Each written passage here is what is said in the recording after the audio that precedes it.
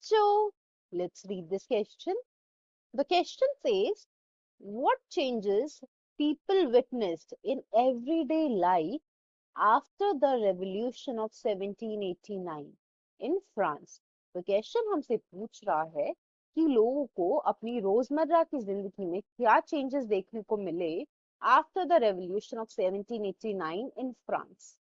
Now coming to the key concept of the question, we are going to talk about the fall of Bastille.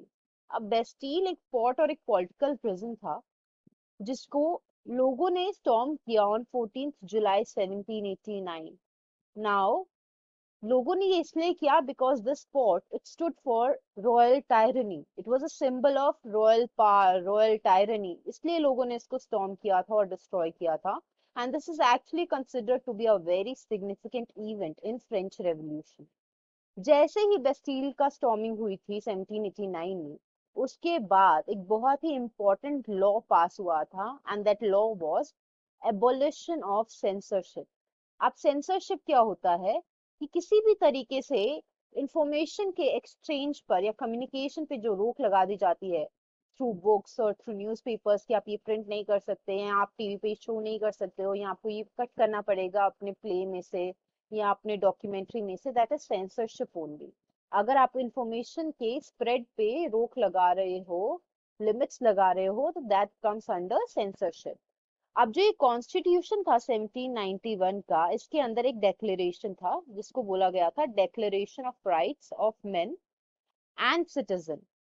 जो declaration था उसने ये proclaim किया कि जो फ्रीडम ऑफ स्पीच है and opinion and equality before law, ये जो है वो नेचुरल राइट्स है.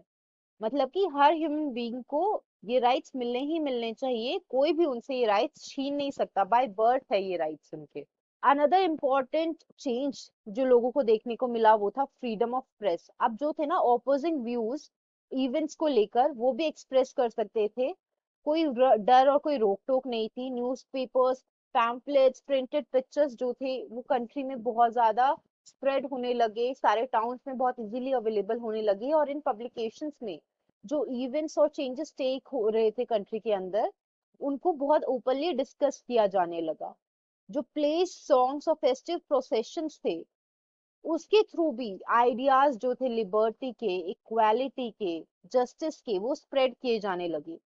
So all these changes were the changes that could be seen in everyday life of the people of France. So the final answer to the question was as follows. Hope you understood it well. Best of luck. Thank you so much.